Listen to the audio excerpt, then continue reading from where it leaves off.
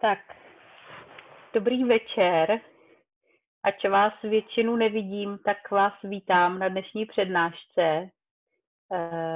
Já se přiznám, že se trošku učím s tím zacházet, takže když budou nějaký kostrbatosti, tak se za to omlouvám dopředu.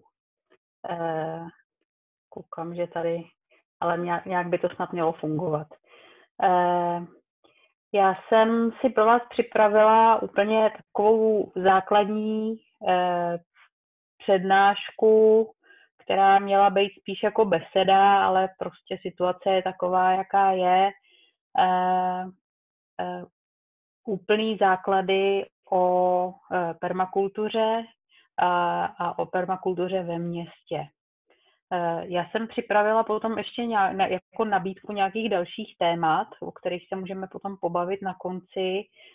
Pokud byste měli zájem někam směřovat, třeba nějakou další přednášku, tak bude možný vznést nějaký požadavek a můžeme to připravit. Já vám na začátek řeknu něco malinko o sobě.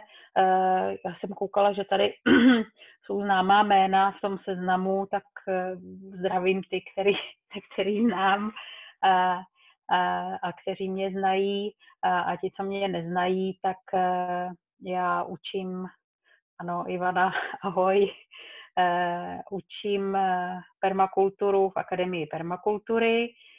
A takový moje hlavní aktivita je, že navrhuju a konzultuju permakulturní projekty v různých velikostech, od malých zahrádek až po velikánské farmy. Takže tak jako se pohybuju mezi tím designem v praxi a i teda mezi praxí vlastně toho pěstování a mezi tím učením, což mě hodně baví. V Akademii permakultury, kdybyste někdo o tom měl zájem, potom se na to třeba podívat, tak najdete na www.akademiepermakultury.cz. Je to vlastně instituce, která se zaměřuje na vzdělávání permakulturní. Děláme různé kurzy od malých 3hodinových až po 90hodinový kurzy permakulturního designu. Ale už teď se pustíme rovnou do toho, co jsem tady pro vás připravila. Takže v tuhle chvíli bych se vás zeptala, jakou máte zkušenost s permakulturou, ale neudělám to. Necháme si tu diskuzi na konec. Budu předpokládat, že jsme úplně na začátku, co se týká permakultury. A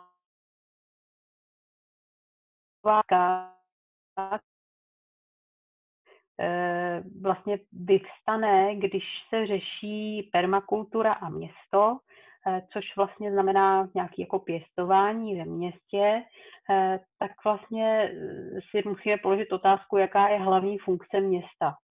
Jo, když si představíte, co se ve městě běžně děje a k čemu jako historicky města sloužila, tak zjistíte, že to město vlastně nebylo vůbec původně k tomu, aby se tam cokoliv pěstovalo. Města byla velmi jako zaplněná domy a ulicemi a byla skrytá za hradbami, protože prostě potřebovali lidé, aby byli v bezpečí, aby jim to město poskytlo ochranu.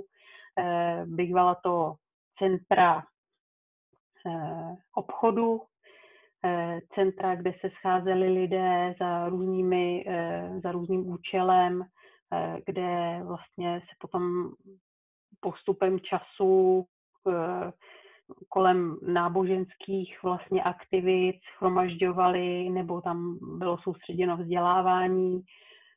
Prostě město nebylo původně určené k tomu, aby se tam pěstovalo. Ta města byla tak vlastně položená, že to zásobování potravinami se dělo vlastně z nejbližšího okolí toho města, takže každé město mělo ty svoje satelitní vesnice, ve kterých byly vlastně rolníci, zemědělci, kteří zásobovali to město. Produkce potravin opravdu jako není hlavní funkce města. To, co je zajímavé na tom, že vlastně my bychom si z dnešního pohledu mohli myslet, že jak jsme zahlcení městem a jak je moc lidí a moc aut a moc všeho, takže vlastně to je jako špatně.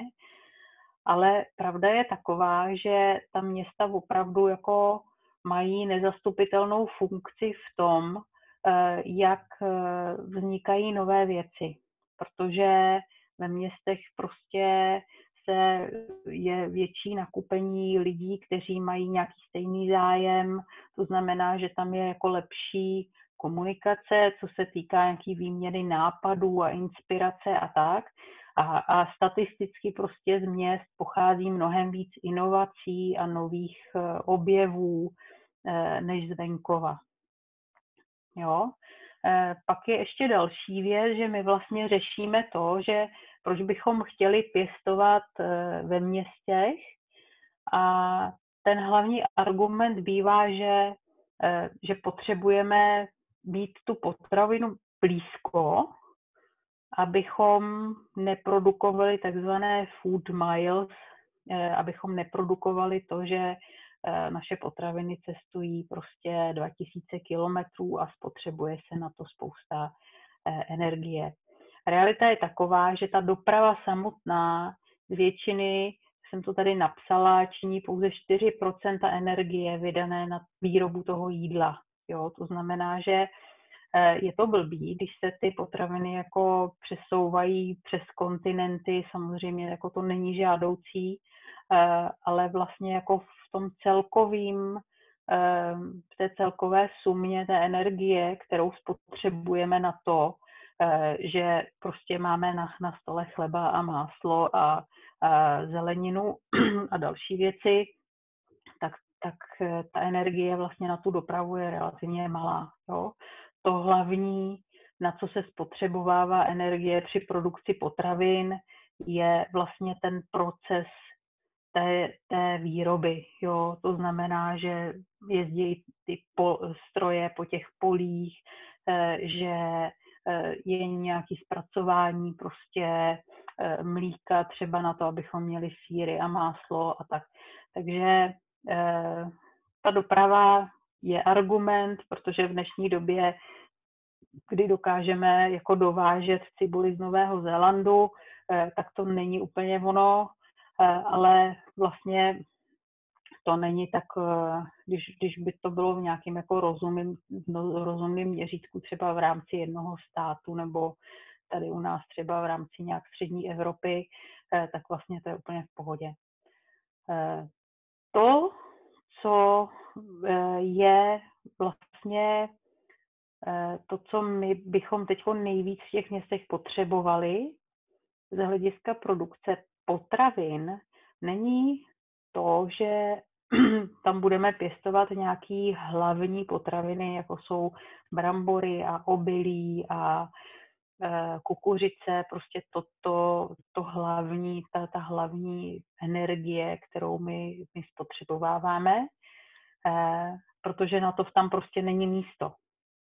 Ale na malých prostorech se dá vypěstovat spousta čerstvé zeleniny, lupení různýho, který má tu kvalitu, že je úplně čerstvý. Jo, takže vlastně vlastně může být zdravý. Jo, takže to je ta kvalita, kterou může mít ta produkce potravin v tom městě. Jo, že to je vlastně čerstvá potravina. Jo, protože všichni víme, že salát, který si utrhneme na balkóně nebo za oknem, tak i když ho třeba nebude tolik jako prostě v nějaký hlávce, kterou koupíme v supermarketu nebo na trhu, tak bude to pořád jako chutnější, čerstvější, prostě dá nám to víc i výživy, než nějaká průmyslově vyrobená, prostě zelenina dovezená, několik dní stará. Tak. Ale teďko se teda dostaneme k tomu úplnému základu, a to je, že my v těch městech se snažíme prosazovat nebo podporovat ten permakulturní způsob pěstování a vůbec fungování. A na to, abychom si mohli povídat o tom, jak to děláme, tak si musíme říct, co to ta permakultura vlastně je. Pro mnoho lidí je permakultura mnoho věcí. Tady u nás dlouho panovala taková představa, že to je prostě buď to zahrada bez práce, nebo taková prostě chaotická zahrada. Vlastně to bylo takový trošku jako nepochopení celého toho konceptu permakultury, protože permakultura rozhodně není jenom zahrada a není to chaos. Je tam velký systém v permakultuře a my v dnešní době vlastně z něčeho, co bývalo permanentní zemědělství, permanentní agrikultura vlastně, tak se přesouváme do konceptu, který je permanentní kultura. Jo? To znamená, jak žít na téhle zemi udržitelně, v souladu s přírodou, jak prostě vytvářet to prostředí, které je dobré pro nás a pro celý život na zemi.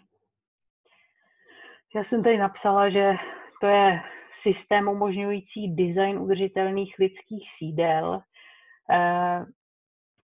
Ten systém vlastně vychází z úplného základu, když se podíváte takhle ve prostředku tam jsou takový 3 základní etická pravidla. První říká, že pečujeme o zemi, druhé říká, že pečujeme o lidi a třetí říká, že sdílíme nadbytky. To znamená, že my pečujeme o zemi, pečujeme o lidi a snažíme se vytvořit tím způsobem, který je prostě pečující, nějaký nadbytek, který můžeme potom sdílet a vlastně ho vracet té zemi a těm lidem. Takže pěstujeme prostě komunity, pečujeme o sebe, pečujeme o vztahy, rozvíjíme vlastně ty kvality toho života v lidském společenství a zároveň pečujeme o to naše životní prostředí a to opravdu jako důsledně a vlastně do hloubky. K tomu, abychom to mohli dělat, tak existují různé sady takzvaných permakulturních principů, které jsou vlastně takové myšlenkové nástroje, které nám pomáhají při přemýšlení o tom, jak ty věci dělat. Těch sad, těch principů tady vidíte prostě 12, je to takový pěkný kolečko, jako 12 hodin, jejich 12 je to podle Davida Holmgrena, ale dá se jich najít víc a jsou různě formulované u různých autorů, ale principiálně jde o to, že zakladatelé permakultury David Holmgren a Bill Mollison, kteří vlastně začali ten koncept v 70. letech dávat nahromadu, tak se dívali na to, jak funguje příroda, jaké jsou přirozené přírodní vlastně děje, jak to ta příroda dělá, že je tak bohatá a produktivní a tak odolná a vlastně nevytváří žádný odpad, všechno je hezky vlastně uzavřené v cyklech, to znamená, že produkt jednoho je substrátem pro něco dalšího a takhle, že to hezky běhá dohromady. A vlastně vytáhli tady tyhle ty ekologické principy a začali je používat na design produkce potravin pro lidi. Jo, původně to opravdu bylo na to, jak si vypěstovat to jídlo, potom se zjistilo, že vlastně ti lidé, jako my jako lidé nejsme vydělení z té přírody, my jsme součást přírody, my fungujeme podle stejných pravidel, jo, týkají se nás ty přirozené přírodní vzorce úplně stejně jako kteréhokoliv jiného živočicha nebo rostliny v přírodě. Takže vlastně některé ty vzorce jsou velmi dobře, se dají vztáhnout i na lidské společenství. No, takže se půjdeme podívat dál, jak to teda děláme. Permakultura je šikovná v tom, že ona jako vlastně ten systém designu je prostě udělaný chytře, jo, takže používá takové nástroje, které například jedním z nich je systém zón. Ten systém je takový, že v tom designu jako takovém bychom se ptali, jak ty věci používáme často a jakou potřebují péči, a podle toho bychom je umísťovali blíž nebo dál od toho centra, kde se nejvíc pohybujeme, většinou je to dům. Jo, to znamená, že blízko u toho domu bychom měli věci, rostliny, které potřebují nejvíce péče, jako jsou třeba sazeničky. Potom bychom tam měli věci, které používáme hodně často, třeba do kuchyně, bylinky, nějaké saláty a tak dále. A čím míň vlastně ty věci potřebujeme, tak tím je můžeme dávat jako dál. Jo, když máme nějaký sad, třeba tvrdý sad z ořechů, tak tam nepotřebujeme chodit každý den a kontrolovat, jak ty ořechy rostou, takže ten může být ve větší vzdálenosti. No a tady vlastně tato myšlenka těch zón se dá vztáhnout i na jiné oblasti života, jakože ve městě my nebudeme pravděpodobně řešit to, jestli zasadíme prostě si něco metr od vchodu nebo půl kilometru od vchodu, protože prostě ten prostor tam není. Ale můžeme se podívat na to, kde vlastně, jaký je ten zdroj našich potravin.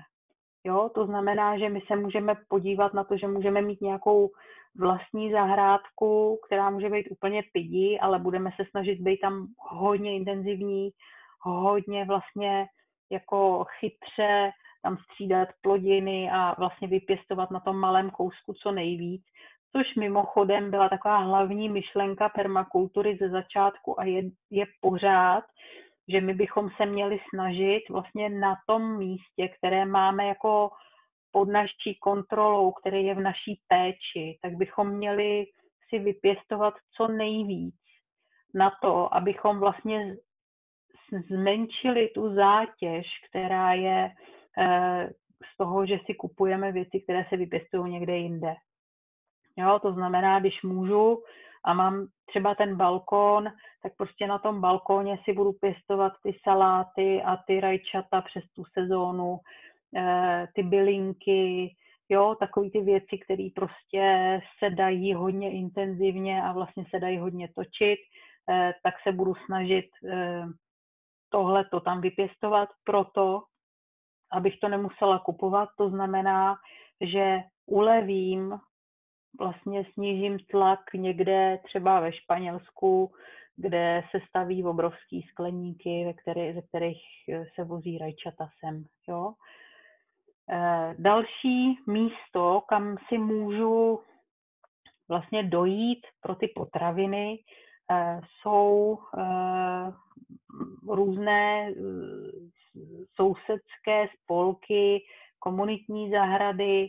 Nemusí to být ani spolek, ale třeba úplně v centru města to asi není, jako se to nepřihodí, ale jakmile jdeme trošičku jako na kraj, tak většinou tam lidi nějaký zahrady mývají, v těch suburbích, které se nám rozrostly po revoluci úplně jako nekontrolovaně, tak taky to bývá, že lidi mají zahrádky, které nejsou moc velký, ale něco se tam vypěstovat dá.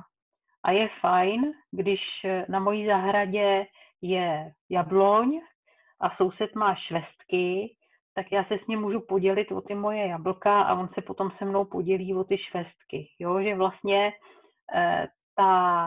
že já si to nenacpu všechno na tu moji jednu malou zahradu, protože se to tam prostě nevejde, ale tím, že vlastně pěstuju ty vztahy v rámci toho nejbližšího okolí, tak můžu mít docela dobrý zdroj různých plodin prostě z okolí, jo, vyměňovat, jo, že když v létě, že jo, no, typický příklad jsou cukety, jako všichni pěstují cukety, pak nevědí, co s nima, takže jeden může pěstovat cukety a druhý může pěstovat třeba salát a třetí může pěstovat něco jiného, dalšího a můžou si to vlastně povyměňovat. Ty komunitní zahrady jsou skvělá věc a je to vlastně místo, který je v různé míře určené k pěstování, protože někdy ten prostor vlastně, který tam je, tak moc neumožňuje těm lidem, aby se nějak moc rozmáchli, když mají třeba jenom 1 nebo 2 metry čtvereční nějakého záhonku, ale mají nezastupitelnou funkci v tom, že zase tam vzniká nějaká komunita lidí, kteří se setkávají, mohou pořádat různé akce a že vlastně dochází k nějakému sousedskému seznamování a tak. Takže to je skvělá věc a samozřejmě, když je tam šikovný zahradník mezi těma lidma, tak se můžou třeba i naučit fakt zase vypěstovat na velmi malé ploše toho poměrně hodně. Tak, takže ta vlastní zahrádka by byla taková zóna 1, to nejbližší, pak jsou sousedství a komunitní zahrady jako to další, který je trošičku nám vzdálenější, ale pořád je to hodně blízko. Další místo, odkud můžeme brát ty naše potraviny, jsou farmářské trhy nebo KPZky. Já předpokládám, že to jsou věci, které už jako jsou běžně známý komunitou podporované zemědělství, že vlastně máte toho svého farmáře nebo skupinu farmářů, kteří pěstují způsobem, který zase je ekologický a vy je podporujete tím, že si od nich jako vlastně předplatíte tu jejich produkci a potom to odebíráte během sezóny. No, další místo, kam bychom mohli chodit, zóna 4, nezávislé místní obchody. To znamená všechny bezobalové obchody, jo, takový ty malý obchůdky. Já bydlím v Sadský, třeba tady u nás je zelenina, která je úplně skvělá, je tady prostě historicky už od bolševika, nějak se to podařilo, že to přežilo dál, která odebírá vlastně produkci tady z okolí od lidí a opravdu prodává, kromě takových těch běžných věcí, které se v zelenině normálně koupí, tak v té sezóně se tam koupějí prostě meruňky, švestky, hrozno, všechno možný od lidí, kteří to tam jako donesou a vlastně to tam se prodává. Takže to je úžasné, když takovéhle věci fungujou. Je to dobrý taky, protože prostě my se snažíme opravdu nějak řídit tou permakulturní etikou a vlastně používat ty věci nejenom, že jako jsou zdravější, když je to, že jo, nějaká bioprodukce a tak, ale opravdu jsou šetrné k té zemi. Jo. No a nakonec úplně, když už teda není zbytí, tak jsou nějaké komodity, které opravdu nepořídíme nikde jinde, než v tom supermarketu. Já teďko jako nedokážu úplně něco vymyslet, co se nedá koupit nikde jinde než v supermarketu, ale možná byste něco vymysleli. No, tak si představuji třeba, že takový mango asi nikde jinde nekoupíme, no, tak když jednou za rok jsou Vánoce, tak třeba. Jo, takže tohle je jenom taková ukázka toho, jak přemýšlíme, jo, že vlastně v permakultuře opravdu to není až tak moc o tom, že používáme nějaké jako konkrétní techniky, samozřejmě je používáme, ale je to o mnohem víc o tom, jakým způsobem přemýšlíme o těch věcech. Tak. Tady jsem vám připravila ještě zónování v jiných oblastech, to znamená v dopravě. Zase, když si vezmeme z hlediska planety, co je nejvíc jako příznivé, tak samozřejmě, když chodíme pěšky. Je to příznivé pro planetu, je to příznivé pro nás, takže je to taková jako win-win situace. Bohužel většina z nás už asi žije v místech, kde je to velmi obtížné se pohybovat jenom pěšky. Z toho úhlu pohledu jsou města fajn, protože vlastně máte jako velký nahuštění a pokud teda nejste v situaci, kdy žijete na jednom konci Prahy a pracujete na druhým, tak se můžete dostat do takového modu, kdy vlastně všechno obsloužíte pěšky. Jo, říká se, že, nebo je popsaná taková vlastně modelová situace, které se říká Manhattanský paradox, že v New Yorku na Manhattanu vlastně lidé, kteří tam žijí, tak mají velmi malou ekologickou stopu, protože všude chodí pěšky, když tam jede nějaké zásobování do obchodu, tak vlastně na to, kolik kilometrů to ujede, tak to zásobí jako velké množství lidí, ten jeden nákladák třeba. Spotřebovává se tam velmi málo nebo relativně velmi málo energie na vytápění domů. Lidé tam žijí v malých bytech, to znamená, že jako spotřebovávají jako mnohem menší plochu, než by bylo někde prostě v nějakých suburbánních koutech. Takže chození pěšky, další, po čem bychom asi šáhli v zóně, vlastně zóna 2 té dopravy by bylo kolo, potom nějaká veřejná doprava, no a potom to auto a úplně na konci, a to už tady není, tak vlastně by bylo zóna 5, je zóna, do které nechodíme skoro vůbec, jenom když je to fakt jako nezbytně nutný, tak to by v permakultuře asi bylo letání letadlem. Tak, podíváme dále. Tak, takže se teď můžeme podívat na to, jak to teda vypadá s tím pěstováním. Ještě bych řekla, že to pěstování je opravdu jenom jeden aspekt městské permakultury, jo? Protože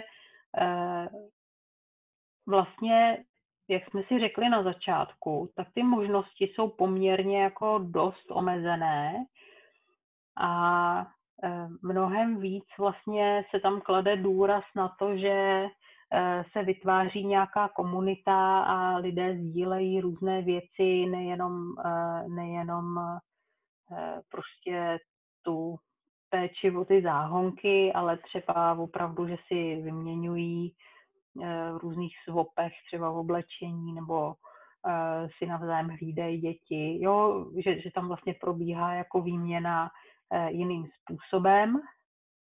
A takže to pěstování je jenom součást toho. No, můžeme se tady podívat na to, jaké máme teda specifika, když se podíváme na městskou a příměstskou zahradu. Když se podíváme úplně do centrálního města, tak tam opravdu těch míst, kde se dá pěstovat, nebývá mnoho, ale ukážeme si, že přece jenom se nějaký jako najít dají a někdy jsou trošku překvapující. To, co nás limituje ve městě, je teda jednoznačně prostor a potom půda, jo, protože ve městech vlastně té půdy tak moc není.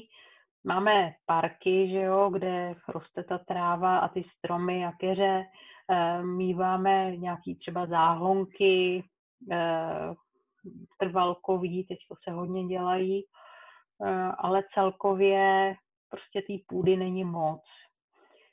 Nicméně nějaká tam bývá. To, co bývalo problematické, bylo znečištění té půdy, protože jednak dřív, že jo, ten spad, který ve městech byl, který už teďko naštěstí teda se dost jako zmenšil tady u nás, tak vlastně tu půdu znehodnocoval. A druhá věc je, že vlastně ta půda byla znehodnocovaná i tím, že často se stávalo, že při rekonstrukcích domů a bytů a ulic a to, tak vlastně ten binec částečně zůstával na té půdě, třeba v tom vnitrobloku někde nebo tak, že tam vlastně vznikala navážka, ta kvalitnější půda zůstávala pohřbená pod třeba metry, decimetry až metry něčeho, co bylo jako hodně nekvalitní a tak. Nicméně v permakultuře tady s tímhletím si umíme poradit, protože umíme pěstovat vlastně i nad tou půdou, takže s tím se dá pracovat. To, co je ve městě jako velká práce pro permakulturního designéra, když by se teda pustil do navrhování nějakého městského prostoru permakulturním způsobem, tak je práce s mikroklimaty.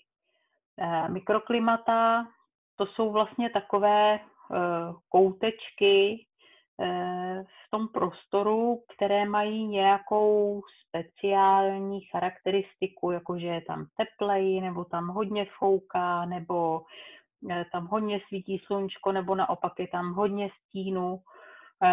V tom městě tyhle ty věci se hodně zvýrazňují, takže vlastně při designu městského prostoru ty mikroklimata bývají vlastně takové jedno jako z hlavních témat a snažíme se ta mikroklimata dobře využít. Jo? To znamená, že se koukáme, kde v tom omezeném prostoru vlastně by co rostlo, jo? Kde co bude mít příhodné podmínky, kde je ta správná nika pro to, co my potřebujeme. Takže hledáme potom rostliny, které snesou ten průvan, který bývá mezi těma vysokýma budovama, anebo hledáme rostliny, které snesou zasolení, protože zrovna ten kousíček půdy, na kterým můžeme něco pěstovat, tak je vedle silnice, která se v zimě solí a vlastně ta sůl se dostává do té půdy, nebo zase se koukáme na to, jaký rostliny, které nám budou jako dobře k použití, tak snesou velký zastínění. Jo? Takže tohle je taková věc, která může být trošku náročná, ale bývá většinou docela jako zábavná vlastně vyhledávat ty věci, které se v těch místech, které máme k dispozici, dají pěstovat. Další specifikum pěstování ve městě je dosažitelnost vody. My vlastně velmi neradi v permakultuře, protože voda je jedna z věcí, kterou řešíme hodně a s probíhající klimatickou změnou ještě víc, že vlastně se snažíme tou vodou šetřit a snažíme se ji zadržovat a zpomalovat. Tak říkáme, že na rostliny patří dešťová voda. Jo?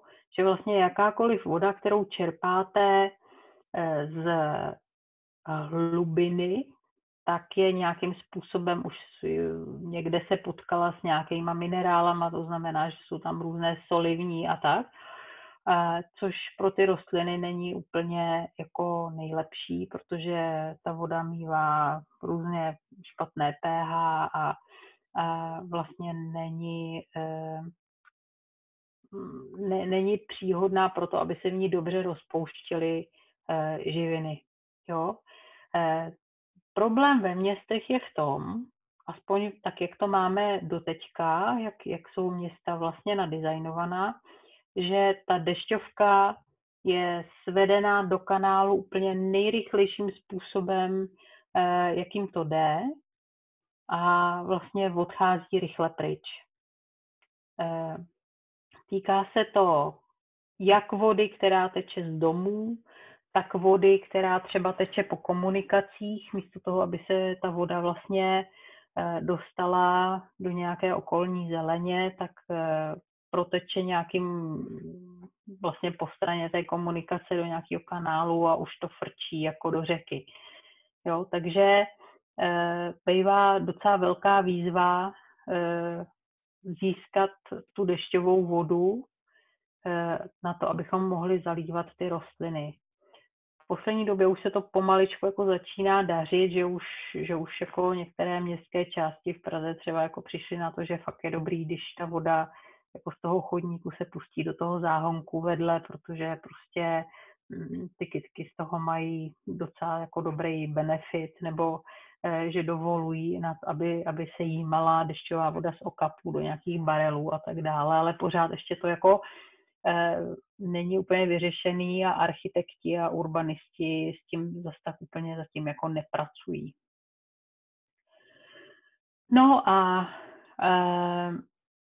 dalším specifikem městské a příměstské zahrady je vlastně hustota lidí, který tam máme, který se v tom prostoru pohybujou. Musím říct, že za tu dobu vlastně, co já to dělám, což je už nějakých jako 15 let třeba, tak se hodně vlastně změnila taková atmosféra kolem toho, když se sází něco užitkového v tom městském prostoru v tom smyslu, že vlastně dřív bylo mnohem jako to náchylnější k tomu, že to třeba někdo poničí nebo ukradne nebo něco jako odnese. To si myslím, že se hodně jako začalo vylepšovat teďko, že lidi nějak jako si na to zvykají, že se do městského prostoru dostává i jako potravinová produkce vlastně a často si to i berou za svoje, začínají to podporovat a to znamená, že ty prostory jsou třeba i jako líp hlídaný a opečovaný a tak. Takže tohle to je skvělý. To, co je na tom další skvělá věc, je, že vlastně často tyhle ty prostory ve městech, kde se pěstuje něco jedlého, tak mají takový magnetismus, že lidé opravdu se na to jako chodí koukat, protože je to něco zvláštního a zajímavého a vlastně je jako poměrně snadné vytvořit tu komunitu kolem pěstování jídla. Jo? Máme potom ještě jako v permakultuře vlastně vznikly i nástroje na to, jak pracovat tady s touhletou komunitou. Vede to k tomu, že opravdu potom se dělají takové akce, jako jsou nějaké sousedské snídaně, různé happeningy s vařením v ulicích a tak dále. Jo, jako pěkné věci, takže ty lidi, jak byli jako dřív takovým jako spíš jako negativním faktorem tady toho, tak si myslím, že teď se to hodně mění, je to úplně úžasný. No a ty výhody, už jsme si říkali, že vlastně ty čerstvé a čisté potraviny, to znamená jako biopotraviny, tak jsou ve městě velmi jako vzácným artiklem. A tohle je vlastně, když se podaří na jakémkoliv koutku města vypěstovat něco a pak to tam třeba si ty lidi můžou sníst, tak je to opravdu velká kvalita.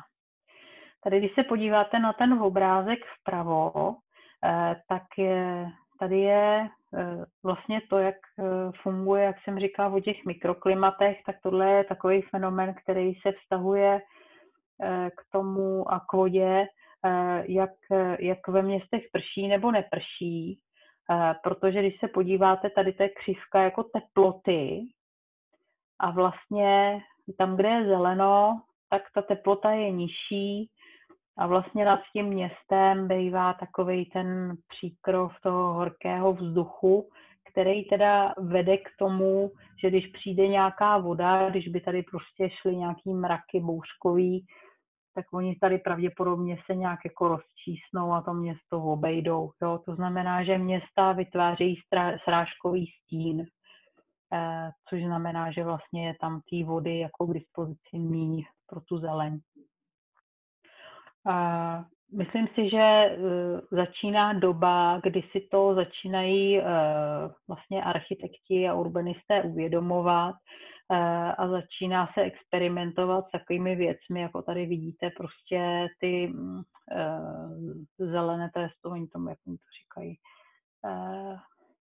vertikální zahrady.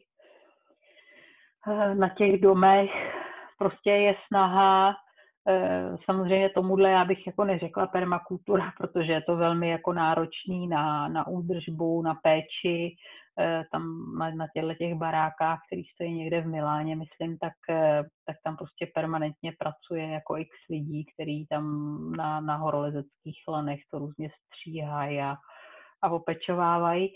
Nicméně ta snaha vlastně zazelenit ty budovy tak, aby se ta být docela jako výrazná, jo? To znamená, že se hodně začíná experimentovat se zelenými fasádami, s popínavými rostlinami do města a to si myslím, že je úplně skvělý. Jo?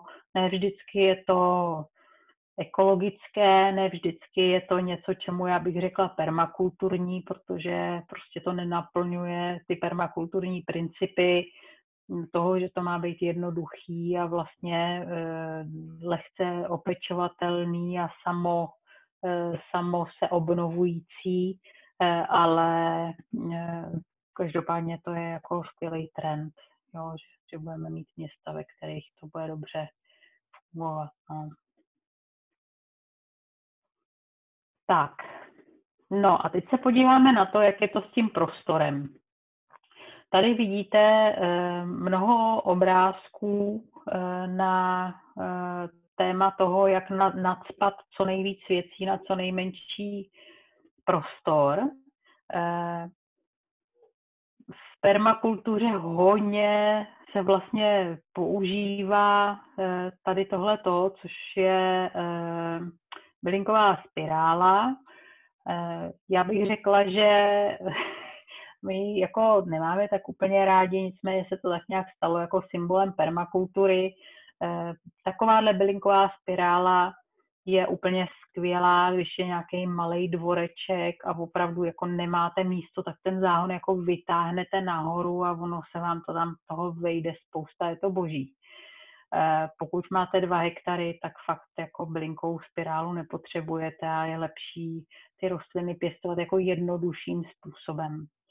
Jo, ale nicméně vidíte tady různé vzory a vzorce, jak se pracuje, protože když jste v tom malém prostoru, tak vlastně i ta estetika hraje roli. Jo? To znamená, že je důležitý, aby to bylo funkční, ale stejně důležitý, aby to bylo prostě pěkný, protože tam na to koukáte každý den třeba a vlastně je to v těch městech ty zelené prostory venku bývají další jakoby obytná místnost pro lidi. Jo, i když se někde v Činžáku prostě já jsem vyrostla na Vinohradech v Praze, měli jsme vnitroblok a vlastně jsme koukali do toho vnitrobloku a pro ty lidi ten vnitroblok opravdu fungoval jako další obývák letní, jo, že tam hodně chodili a trávili tam hodně času, takže ty pravidla vlastně jsou jako v tom městě trošičku jiný, než když jste na venkově, protože se s tím prostorem fakt zachází jako s další místností. No, tady vidíte vlastně vlevo nahoře, to jsou osázený nějaký okapy, kterýma prostě se pouští voda občas a tím se to zalívá. Je to úplně jednoduchý. Zase, jako je to využití toho prostoru, je dobrý u takových věcí, které jako vypadají hezky. Stejně jako tady ve prostředku vidíte ty palety, jo, tak to vypadá jako pěkně, že by člověk si řekl OK, tak to bude nějaký prostě estetický prvek a ještě to bude k tomu plnit tu funkci té produkce. U všeho tohohle je potřeba vědět, i tady, když vidíte dole vlastně ty kapsičky nebo ty květináčky takhle zavěšený, to strašně vysychá. Jo? Tyhle věci strašně vysychají. A vlastně cokoliv vytáhnete nahoru, tady ten záhon, jo, nebo tady ten záhon, tak vám bude strašně vysychat. Takže řešení tohohle toho je, že buď to tam zasadíte byliny, které jsou nenáročné na vláhu, anebo máte dostatečné zásobení tou dešťovkou na to, abyste mohli vlastně ty všechny nádobičky a korítka a to všechno dobře zalít. V tom městě často nebejvá jiná možnost, jo, takže dělají lidi, když teda tu dešťovku nemají, což samozřejmě, když bydlím někde v paneláku, tak těžko budu jako chytat dešťovou vodu, i když už teďko vznikají různý jako udělátka na chytání dešťovky i z toho balkónu, tak třeba se dělá to, že používá se voda ze dřezu, že místo toho, aby to odteklo do odpadu někam, tak vlastně to teče do kýble, ze kterého se potom zalívá, jo, že se vlastně zrecykluje ta šedá voda, což je taky jako dobrý nápad. Tak. Tady máme takový různý záhonečky, které jsou vlastně tohle jsou jako metr čtvereční záhony, tady je nějaká pyramida udělaná. Zase jako ty věci jsou dobrý, ale když něco uvidíte na nějakém obrázku a napadlo by vás, že si to třeba dáte na ten váš městský dvoreček nebo před ten barák na nějakou předzahrádku nebo tak, což jsou ty místa, kde většinou teda jako bývá nějaký místo, kde se dá pěstovat, tak doporučuji, abyste si to někde ověřili naživo. Jo, to znamená, že minimálně jako si položit tu otázku, jaký je substrát v takovýmhle záhonku, jo, jak to drží vodu, jak jsou široký ty cestičky, které tam jsou, jo, kolik vlastně je potřeba. Takže radši prostě si najít někde, kde to třeba už mají v nějaké komunitní zahradě nebo tak a zjistit, jak jim to funguje, poptat se a potom teprve něco takového vyrábět, protože spousta tady těch krásných věcí, které vypadají pěkně, když jsou tady nový a čerstvě osázený, tak prostě za 2, za 3 roky se zjistí, že to má nějakou mouchu, která je poměrně zásadní. No, což tady nemám nikde, vidíte, že tady není nikde žádný vyvýšený záhon, jako vysoký záhon, který s oblibou prostě se dávají různě takhle do těch městských výsadeb, ale vlastně tím, jak moc vysychají, tak se na nich nepěstuje dobře. Jo? To znamená, že pokud máte nějaký takovýhle záhony a nepěstuje se vám dobře, tak je potřeba ty záhony prostě snížit a dostat se co nejblíž k té půdě. Jo, jiná věc je, tomu se dostaneme ještě za chvilku, když je ta situace, kde nemáme vlastně půdu žádnou, hejdanánky, kde nemáme půdu, kde jsme prostě na betonu, nebo ta půda třeba je kontaminovaná nějak, tak to je situace jiná. Tady mám ještě vpravo dole, když se podíváte, tak je obrázek, je to taková jako chobotnička nebo hvězdice.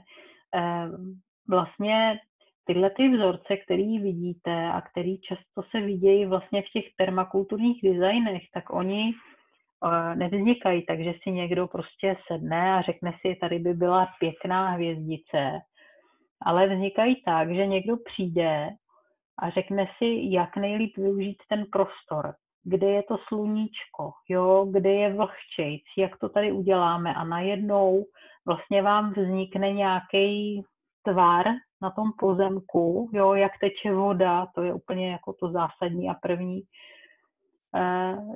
který má nějaký vlastně málo kdy to bývá něco rovného, většinou jsou to opravdu nějaký organický tvary, který vlastně jsou vyjádřením toho, co je pro ten pozemek optimální. Jo? Takže to není tak, že by si někdo prostě vycucal z prstu, nebo by to nemělo být tak, že si někdo vycucal z prstu, že zrovna tady se udělá takováhle chobotnička, ale tady si někdo položil otázku, OK, mám takovejhle prostor, takovýhleho tvaru a potřebuju ho úplně na max využít, tak jak to udělám? A vlastně zjistím, že tohle je ten dobrý způsob, že se mi tam bude dobře pohybovat, všude dosáhnu, nebudu, protože v permakultuře se snažíme fungovat bez toho, abychom ryli a jakýmkoliv způsobem zasahovali do té půdy, takže kam dosáhnu, tak abych tam nemusela na tu půdu vůbec jako šlapat a nějaký hutnit a tak. Jo, takže to je taková. Tak, teď tady máme balkóny. O balkónech existuje různá literatura, najdete prostě nápady na Pinterestu a všude možně. Já k tomu mám jenom to, že na balkónech vlastně to je o pěstování v kontejnerech, protože nemáte tu půdu, tak musíte vlastně vyřešit ty nádoby, ve kterých budete pěstovat. Nějak jako je takový úzus, že je dobrý, když chcete pěstovat tu zeleninu, anebo třeba i nějaký trvalý věci, tak aby ty kontejnery byly spíš jako hlubší než širší. To znamená, že optimum se udává nějakých třeba 60 cm hluboký a 40 cm široký a dlouhý, jak budete chtít, na to, abyste tam něco vypěstovali. To, co je určitě dobrý zjistit předtím, než cokoliv začnete na ten balkon dávat, je, jakou má nosnost ten balkon. Jo, aby se vám nestalo, že ten balkon přetížíte a začne vám to praskat a budete se muset začít bát, že celý balkon žuchne prostě sousedovi o patroníž. Tak to je taková věc, která je poměrně jako podstatná, ale kromě toho, takže takhle, a to je jedna věc a druhá věc je teda, jak to budete mít s tím zavlažováním, protože všechny kontejnery květináče jsou prostě vysychají hodně, takže je potřeba, aby se vyřešilo, jakým způsobem to bude zalívaný. Existují různý, jako už se dají dneska koupit i různě prostě v hobby marketech systémy kapenkové závlahy, což znamená, že do nějaký nádoby nalijete, nebo to máte napojený na nějaký kohoutek, na vodu a ono vám to třeba i s nějakým časovačem automaticky kape, kam potřebujete, anebo holt máte suprovýho souseda, který když vyjíždíte na dovolenou, tak vám to zalije. Jo, protože takové krásný, co vidíte tady, jak to hezky všechno pěkně roste, tak to znamená nějakou sumu času denně v té sezóně, kterou věnujeme zalívání. Tak. Takže tu jsou balkóny. No a pak tady máme takovou zábavnou kapitolu a to jsou střechy. A zase jako my máme ty střechy velmi nevyužitý. Ten trend v západní Evropě a v Americe je ty střechy využívat dobře, ale má to svoje limity. Jo? To znamená, že když byste si řekli, že si uděláte záhonky třeba opravdu v paneláku na střeše, tak je potřeba zajistit, že ta střecha má dostatečnou nosnost, že vlastně tím, že se tam nandají nějaký kontejnery se zeminou nebo se substrátem, že se ani nedává na ty střechy, se nedává zemina jako zemina, ale dává se vylehčený substrát.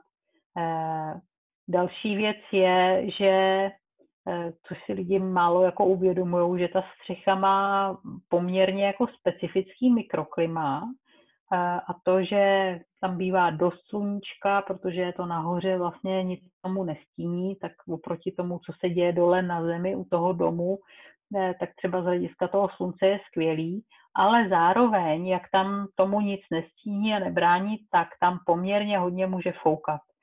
Jo? A jsou rostliny, které to dávají a jsou rostliny, které to nedávají, které to fakt jako nemají rády.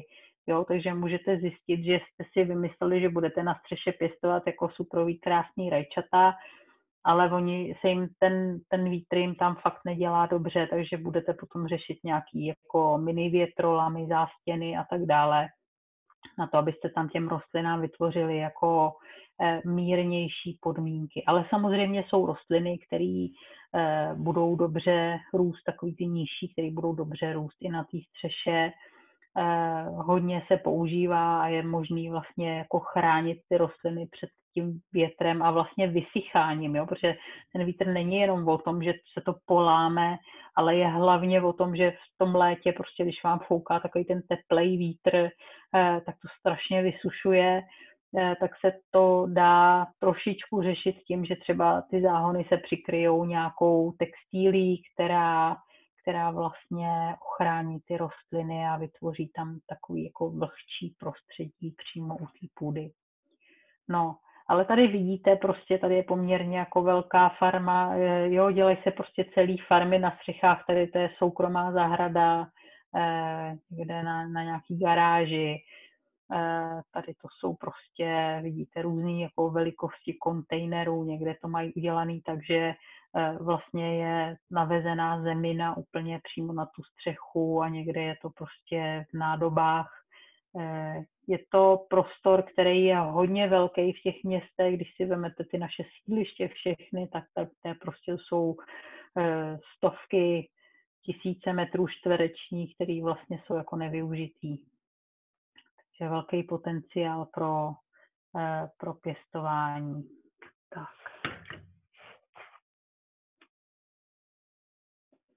Ještě tady mám napsáno intenzivní, extenzivní.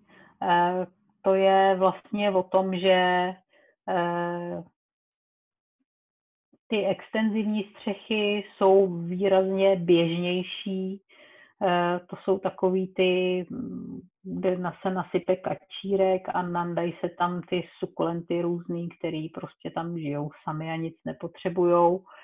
Takže to je něco jiného, ale když chcete intenzivní pěstování, to znamená, že opravdu z toho chcete jako něco mít, tak to obnáší prostě úplně jiný přístup, jo.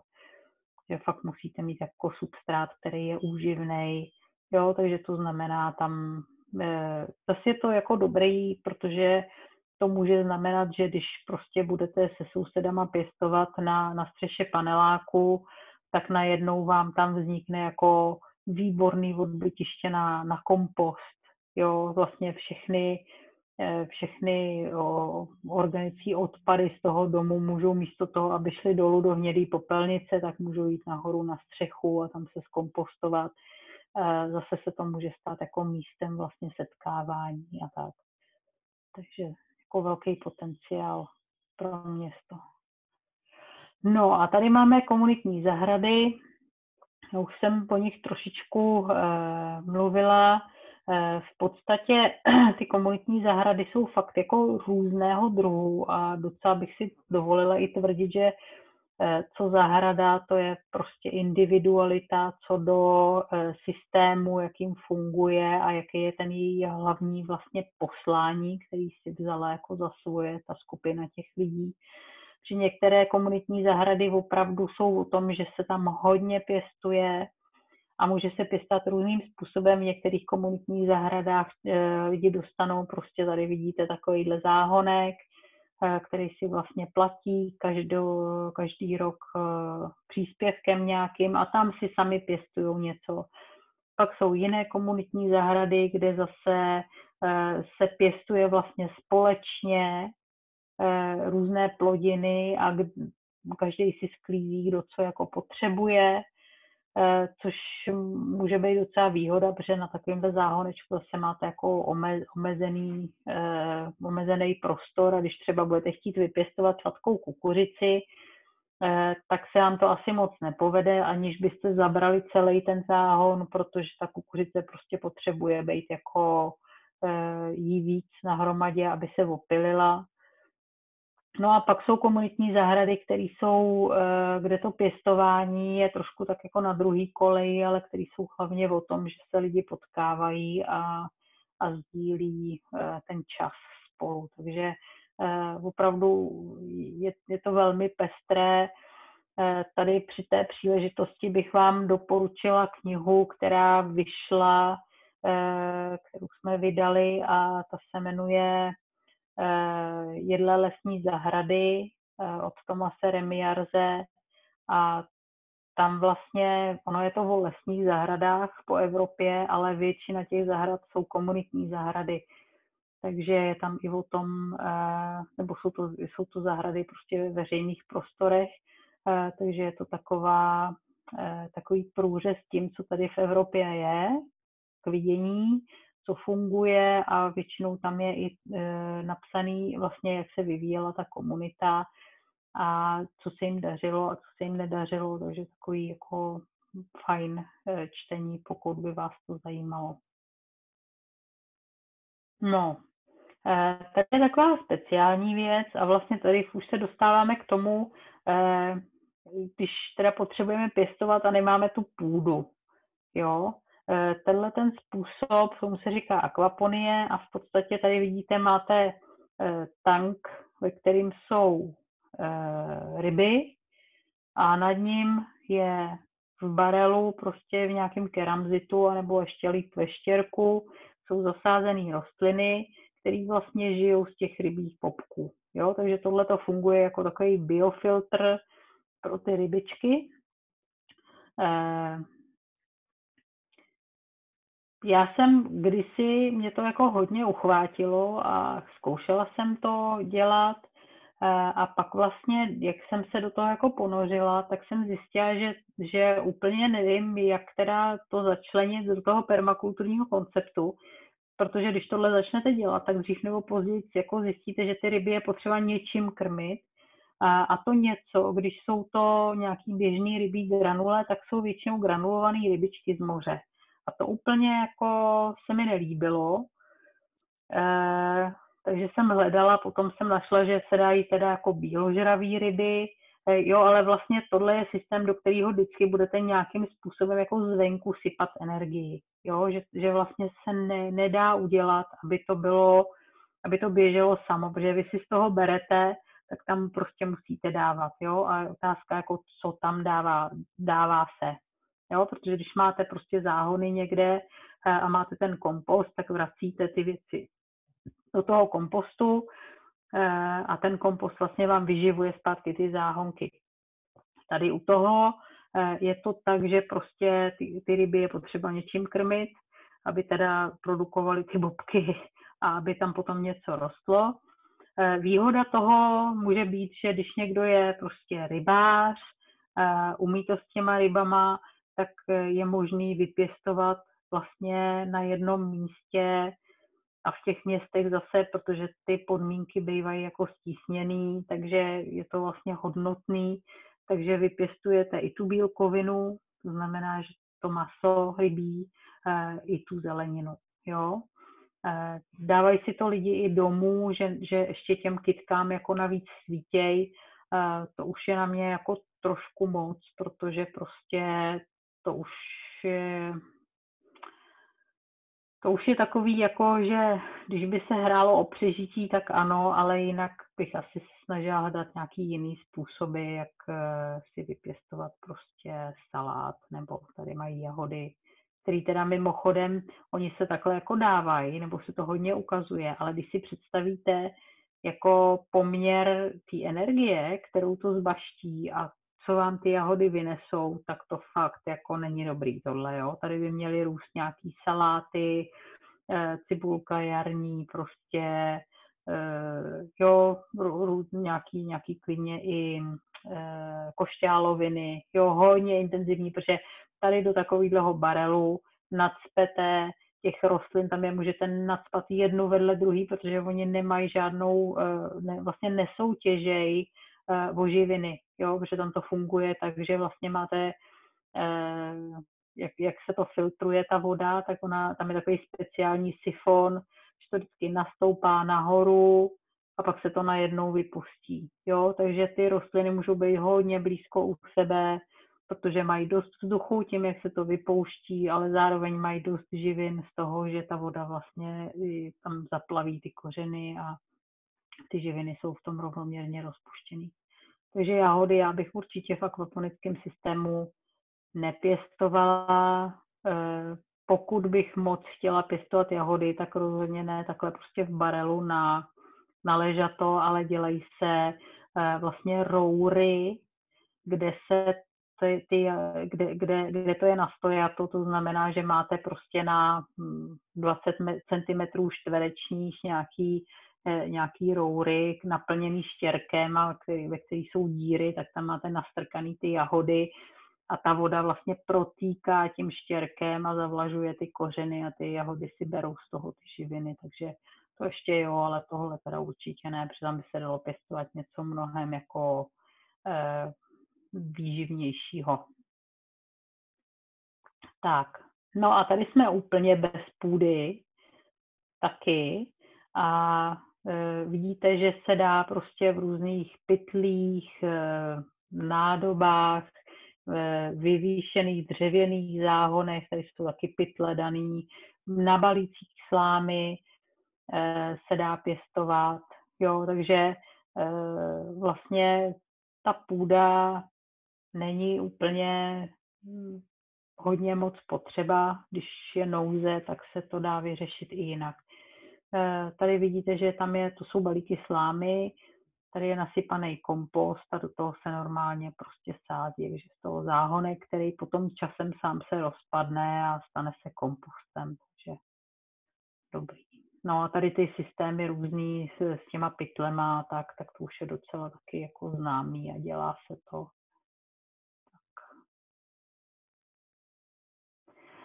Tak a tady jsem vám připravila oblíbené druhy pro malé zahrady. Je to vlastně jenom takový nástřel jako toho, co si můžete do té zahrádky nebo do toho truhlíku zasadit. Jsou to takové jako méně obvyklé rostliny, nebo asi všechny ne, protože takový ty měsíční jahody. Jo, tohle je třeba, to jsou měsíční jahody, jo. Jsou malé jahůdky, ale ta jahoda plodí od jara až do zimy. Vlastně furt na ní jsou další a další plody. Jo, nedávám tu ty velikánský, ale máte prostě celou sezónu, což já, kdybych byla na nějakým omezeným prostoru, tak určitě, nebo to můžu říct, jako naše zahrada je omezený prostor, minimálně pro mě, teda pro naši velkou rodinu, takže v naší zahradě jsou tady tyhle ty jahůdky malý a děti furt chodí a zovou od jara až do podzimu, nebo do zimy, vlastně do Vánoc. Jako furt ještě teďko tam jsou jahody. Tady je máta, která vlastně je tady jenom jako reprezentant různých jako bylinek. Tady máme muchovník, což je keř, který je úžasný v tom, že on prostě snese skoro všechno. On může být na sluníčku, může být v polostínu, může prostě být v kyselý půdě, může být v zásaditý půdě, Může, když třeba jste někde, když by ten pozemek jste měli v místě, který se jako zaplavuje, tak mu nevadí, když má zaplavený kořeny chvíli, což je docela jako vzácnost na tyhle ty bobuloviny a produktivní keře. Takže muchovní a když vyberete dobrou odrůdu, jakože na to si taky dejte pozor, když tak kdyby se vám nedařilo, tak doporučuji navštívit dendrologickou zahradu v Průhonicích, kde mají různé odrůdy muchovníků v době, kdy ten muchovník jako zraje a ochutnat to, aby vám to chutnalo, protože když máte malinkou zahrádku a fakt tam nechcete pěstovat něco, co vám nechutná, co potom nebudete jíst. A ty bobule prostě mě třeba chutnají, jo, jakože jsem vybral odrůdu pečlivě a máme dobrý bobule a všichni si na tom jako pochutnají. Tady tato rostlina, tu já mám jako ráda hodně, protože ona je jako velmi dekorativní. Jmenuje se to Cornus causa, neboli svída. To, co vidíte, tak to nejsou květy, ale vlastně jsou to listeny, ty kvítky jsou tady takhle jako vevnitř. No a ona má takhle pěkně vám udělá jako ozdobu a potom na ní vyrostou takovýhle jako třešínky, to jsou, které vypadají jak nějaký sputníky ufounský a jsou taky jedlí. Jo? Takže je to příbuzný s dřínem. Je stejně jako dřín to pomalu roste, takže do malé zahrádky je to jako velmi vhodný a dobrý. No, tady pažitka, klasika. A tady ta rostlina se jmenuje denivka, Hemerocalis. A to je rostlina, která je úplně úžasná, protože je celá jedlá. Jo, vidíte, že to je kytka, takže si vlastně pěstujete kytku, kterou můžete dát do vázy, ale můžete taky radši než do vázy, u nás se nikdy do vázy nedostane, protože prostě sníme to lupení z toho květu, sníme poupata, na jaře se dají jíst ty výhonky, vlastně její jako pórek je to trošku. A má hlízy, které jsou taky jedlí, který teda jako nejíme, že bychom oslabovali tu rostlinu a přece jenom se chceme, aby kvetla, takže jo, takže tohle je jenom takový jako malej nástřel toho, co je možný, ale vlastně, když se do toho ponoříte, tak pak zjistíte, že do těch truhlíčků a do těch malých zahrádek a do těch květináčů, teď jsem objevila třeba odrůdu malin, která údajně úžasně plodí, jak jsem si říkala, že hned si musím objednat a vyzkoušet, která je prostě do květináče. Jo, že je to takovej, jak maliny vlastně dělají ty šlahouny a rozlejízají se těma výběžkama, tak tohle je odrůda, která sedí v tom květináči a udělá takový jako keříček, který je, já nevím, 60 maximálně centimetrů vysoký a je takový to a normálně to plodí, jo, takže ta tendence jako šlechtit ty malé věci je, jo, existuje třeba hodně se teďko šlechtily moruše, takže si můžete pořídit prostě moruši, která má 1,5 metru a bude vám dávat takhle velký moruše, takže se dají různý jako rostliny pořídit, takže když se do toho ponoříte, tak zjistíte, že je spousta prostě zakrslíků malých, který jsou, ono je to o tom zobání, že jo, když máte jako malou zahrádečku, tak je to o tom, že budete spíš zobat, než že budete vytvářet nějaký extrémní zásoby na zimu v podobě nějakých zavařenin nebo tak, ale zase je to o tom, že to je čerstvý a máte to prostě hned a sami si to utrhnete, takže tohle je na tom to boží, no. Tak jo. No, takže tímhletím jsme se dostali ke konci toho povídání, který jsem si pro vás připravila. Koukám, že je za 10 minut 8, takže myslím, že tak akorát je na to, abyste se vyptali. Já bych si s váma normálně povídala jako v průběhu, tak doufám, že jste nezapomněli otázky a že nějaký budou. Já se ještě pokusím nasdílet tady, já jsem připravila ještě na druhou obrazovku ty témata, teď nevím, jak to udělám. No nevadí. Takže já teďko asi vás vyzývám k tomu, jinak teda, jak už jsem říkala na začátku, kdo by měl zájem, tak www.akademiepermakultury.cz, www.permadoma.cz jsou moje webovky, které vypadají podle toho, kolik mám času na to dělat webovky, takže tam nic nenajdete pořádně.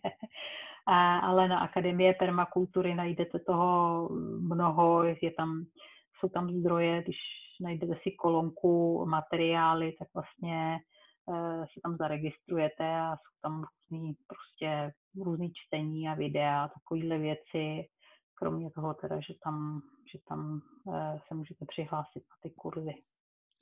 Tak. Já se teda ještě budu pokoušet, zatímco se budete ptát, tak já se budu pokoušet najít, jak sdílet tu druhou obrazovku s těma tématama na tu další přednášku. Já moc děkuju za skvělou přednášku, jmenuji se Tomáškové. Chtěla bych upozornit, že se můžete buď ptát tím způsobem, že to napíšete otázku do chatu, kde už teda jednu otázku a jeden komentář máme, a nebo se můžete potom i odtlumit a zeptat se přímo, až bude chvíle ticha. Jinak ta poznámka je od mojí kolegyně, že jsme v Nesedím sousedím udělali na jaře takový letáček, jak sdílet šedou vodu v domácnosti. Tak to najdete v chatu odkaz. A potom se ptá posluchačka Katka, jakou odrůdu muchovníků doporučujete na komunitní sídlištní zahradu?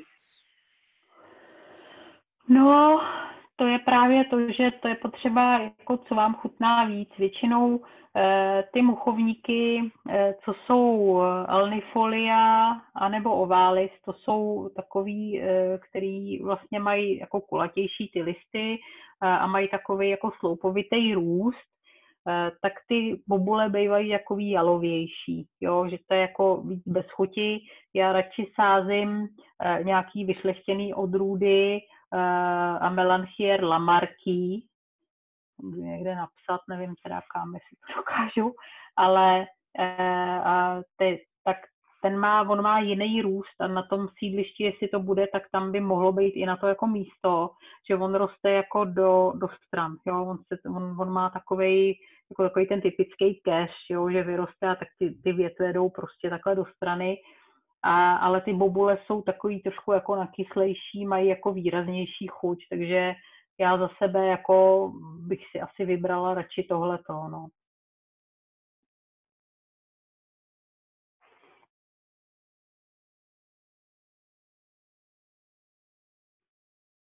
Já myslím, no. Musela jsem se odtlumit. Takže Ivana Mertová napsala do chatu jméno toho muchovníku, abychom si to snadno našli. A pak tam je nový dotaz. Jsou i vnitrobloky vhodné pro pěstování, když tam je více stromů a není moc slunce?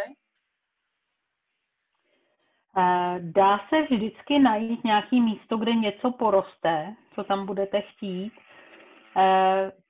Dá se pracovat s těma mikroklimatama a i tak, že ji vlastně budete jako vytvářet. Jo? To znamená, že když je možnost, tak prostě já vždycky uvádím jako příklad, my máme vlastně vedle domu, naše zahrada je jako malinká na to, že jsme vlastně na vesnici nebo v malém městě, tak máme prostě 500 metrů čtverečních jako zahrady u domu, ty ostatní pozemky jsou prostě dál. A vedle domu, protože tady jsme prostě ve staré zástavbě, ty domy jsou poměrně jako natěsnaný na sebe, tak máme uličku, která je vlastně na jižní straně fasády, jo. Takže takhle tam stojí ten dům, takhle do něj svítí to sluníčko a tady dole v té uličce prostě krásně rostou růže a maliny a přitom to je ulička, ve které strašně fouká a je vlastně, a tady je plot, to je vysoká zeď cihlová, porostlá břečťanem. Takže by se řeklo, že by tam nemohlo nic růst, ale protože je tam to odražené světlo a tady dole je vlhko pod tím plotem, tak třeba ty maliny tam prosperují jako velmi dobře. Jo, já jim musím dávat živiny, protože ten břečťan, který tam prostě by nám to všechno sežral, že jo. Nicméně, když jim dám ten hnůj uleželej, tak ty maliny prostě jsou úplně skvělý. Jo? Takže takovýhle místa je potřeba hledat, jo. Takže se dají prostě natřít na bílo ty zdi, aby to dobře odráželo to světlo, nebo se dávají i zrcadla třeba, aby odrážely světlo, jo, že vlastně si vyberete to místo, kde, že to může být třeba jenom malinkatý prostor, ale něco se tam dá jako vtěsnat.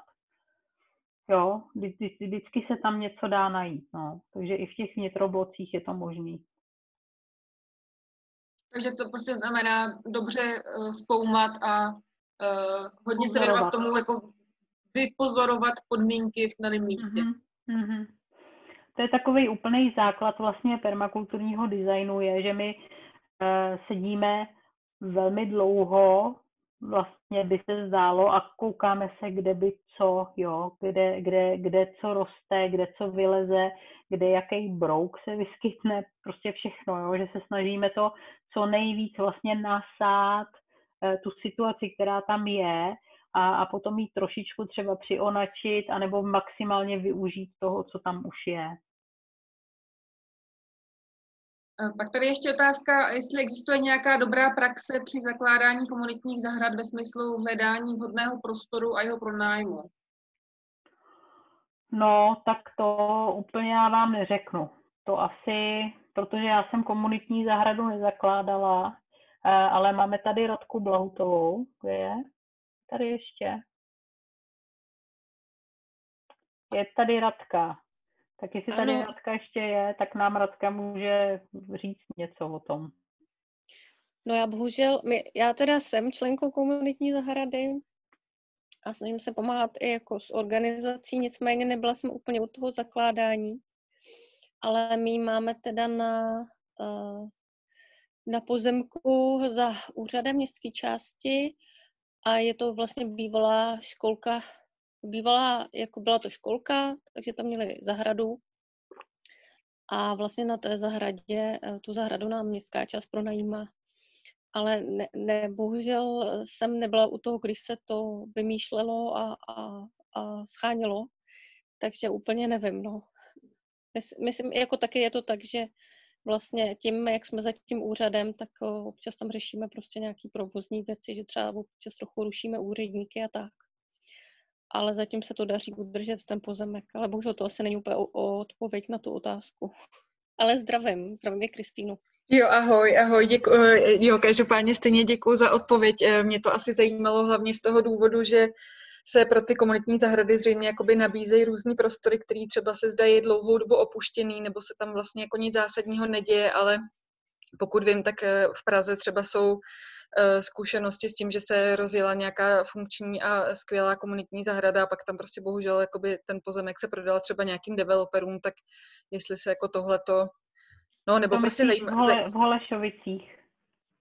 Myslím, že i jako na jiných místech, no, ale tak jenom mě prostě zajímalo, jako vlastně, když by člověk se rozhodl, že ve svém okolí komunitní zahradu udělá, tak na co si má dát pozor, nebo co prostě je dobrý ošetřit. Já bych vám řekla, jako z hlediska potom toho fungování té zahrady, tak jako jsou věci, které nemusíte řešit, a to je třeba kvalita půdy, jo, protože ta se dá jako velmi rychle upravit, jo, že vlastně, když je to na nějakým binci zdánlivě prostě obtížně použitelný místo na pěstování, tak tohle se dá opravit rychle, jo, ale jako na co si dávat pozor, nevím, no, mám pocit, že vlastně jako nejlíp že v poslední době tam byla ta situace, jak vlastně město nebo magistrát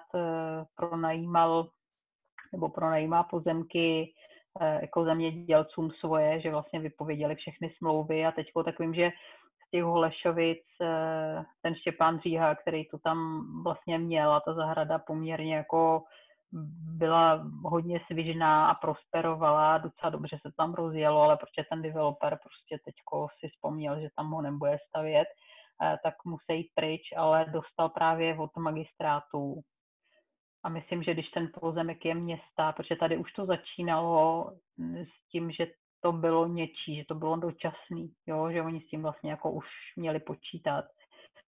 Ale když je to od města nebo od toho magistrátu, tak, nebo od městské části, tak si myslím, že by tam nějaká taká jako šance měla být, že to bude mít nějakou kontinuitu. Jo, ale další věc je, že možná jako je to taky o tom, že já vím, že je to těžký, ale vlastně, že vlastně se jako úplně na to nevázat, jo, že to tam bude na věky. Jo, že vlastně využít tu chvíli, vylepšit ten kód a buď to tam zůstane, jakože takovejhle projektů, jako je mnoho, že vlastně že cílem nebylo vytvořit něco trvalého, ale prostě na přechodnou dobu nějakým způsobem to jako vylepšit a potom se to těm městským zastupitelům jako zalíbilo, takže to tam prostě zůstalo, jo, že to jako, takže nevím, no, asi v tomhle tom neumím úplně jako říct, jaký jsou ty úskalí, na který se narazí, no, při tom procesu. Mm-hmm. Jo, tak děkuju moc za odpověď. Díky. Tak pak přibyla ještě otázka, řešíte v permakultuře i vermikompostéry? No samozřejmě, jako vermikompostéry jsou úplně, obzvlášť prostě na těch malých zahrádkách a tak jsou, nebo já přemýšlím, jestli znám někoho, kdo ho nemá, všichni nějakým způsobem jako chovají žížaly. Jo, jako vermikompost je nejlepší hnojivo, na který si můžeme sáhnout v tuhle chvíli. Říká se, že nějaký tulení trus a netopíří trus jsou lepší, ale to moc nám není dostupný, takže žížaly prostě vedou. No. K tomu bych se zeptala ráda já, protože vermikomposter mám a většinou tím, že mi z něj vyjde hrozně jako vlhký a hutný kompost, tak vlastně nevím, jak ho mám jako úplně správně ředit nebo míchat s normální zeminou nebo s normálním kompostem, aby to bylo funkční a nestrdávalo to. No, pokud je to hodně, tak ono z toho teče, ta vodička z toho, že ho vyteče. Myslím si, že bych se podívala na to, kolik je tam těch uhlíkatých vlastně na tu uhlíkatou složku, jo? Protože i ty žížaly potřebují, aby se tam dávaly buď to piliny, nebo prostě skartovaný papír, nějaký nemoc potištěný, jo, jako, že oni vlastně potřebují, aby tam byly ta uhlíkatá součást, takže bych se koukala tady na to a vlastně, když já nevím, ten vermikompost, já ho používám opravdu jako hnojivo, jo, že ho vlastně nemíchám do půdy, používám ho jako substrát třeba pro sazenice, protože je to čistý, nejsou v tom žádný semínka, prostě perfektně to v tom roste. A pokud to vysychá, tak bych to namíchala prostě s troškou písku třeba, jo, vlastně tam přidat něco, oni se dávají různý prostě, jak se to jmenuje, zeolity a vermikulity a takovýhle věci do těch pěstebních substrátů, třeba pro ty sazeničky, ale myslím si, že to, nevím, já jsem s tím jako neměla problém, zatím to fungovalo jako i bez toho, jo. A je pravda, že když to vyschne, tak to stvrdne, ale to já nevidím jako problém, protože vždycky se to dá prostě hodit do vody, do konve, třeba úplně rozpustit jakože úplně rozpustit, nebo z toho udělat to blátíčko a pak to fakt jako vylejt na ten záhonek, nebo jo, že se to dá jako hodně naředit, takže si myslím, že dá se s tím prostě zacházet jako, buď to jako s pěstebním substrátem hotovým, anebo jako s hnojivem, no, to rozpouštět. To právě jsem si myslela spíš, jako že se to naopak musí jako nějakým způsobem ředit, aby to nebylo příliš intenzivní, to jakoby čistý hnojivo. Takže mě překvapuje, že říkáte, že to dáváte přímo na sazenice jako substrát. No, ono to není příliš intenzivní hnojivo. To je právě to, že v tom je skvělý ten vermikompost, že on není agresivní, protože tam není jako přebytek nějaký látky. Tam ta hlavní hodnota toho vermikompostu je v tom, že tam jsou ty půdní mikroorganismy vlastně, který vlastně obohatějí ten půdní život. Jo, že samozřejmě ty látky tam jsou, ale nejsou v nějakém extra množství. Jo, ta hodnota je opravdu v těch breberkách, který v tom žijou. Jo, z tohohle úhlu pohledu já třeba jako jsem trošičku skeptická vůči třeba těm, když se prodává ten žíželý čaj, jo, nebo sušený vermikompost, tak mi přijde, že to je už jako hodně ochuzený, protože všechny ty breberky, které tam žily a které vlastně jsou ono, tak oni tam třeba budou, ale museli se zasporulovat, prostě zavřít, zavobalit do nějaký kapsičky, aby přežili to sucho, třeba to vyschnutí, takže už je to jako hodně oslabený. Já si myslím, že nejlepší je prostě mít ten vermikomposter doma někde a používat to hned čerství, jo, a nemůžete tím přehnojit, jo, to nejde. Že tam není, jako to chemické složení je takový, že to těm rostlinám neublíží. Já jsem ještě asi vycházela z toho, že se říká, že se má ten žíželí čaj právě ředit při aplikaci, tak to na mě vyvolalo dojem, že asi samotný je moc silný. Nemusí se ředit. Jo? Když je to ten žížalý kompost a stvrdne to, jo, když vám to prostě vyschne z nějakého důvodu, tak jo, tak prostě bych to vzala hrst toho, hodila to do té konve, rozmíchala to a máte to jako naředěný hnojivo, ale ten žíželý čaj, on je taky různý, že jo, někdy prostě z toho, když je to hodně vodnatý ty rostliny, tak z toho teče vodička. Ale někdy se stane, když je víc teplo třeba nebo tak, takže je to takový blátíčko, který samozřejmě prostě na to, aby se dobře jako rozprostřelo po těch kytkách, tak je potřeba, aby bylo naředěný. Mm-hmm. Jo, děkuji. Ale jako není to z toho důvodu, že by to škodilo, když je to moc koncentrovaný. Mm-hmm. Spíš je to takový jako mechanický vlastně. To jste mi teďka po letech řekla informaci, kterou jsem vůbec nevěděla a budu ráda, že to budu moct používat jinak. Pak tady ještě vidím jeden dotaz.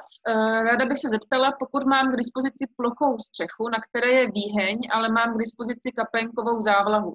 Poradila byste typ plodin, které by byly vhodné a případně jak hluboké záhony tam vytvořit? Mám k dispozici ještě terasu, tam mám rajčata, okurky, saláty a bylinky, takže na střechu bych mohla dát opravdu jen ty plodiny, co ty stížené podmínky zvládnou.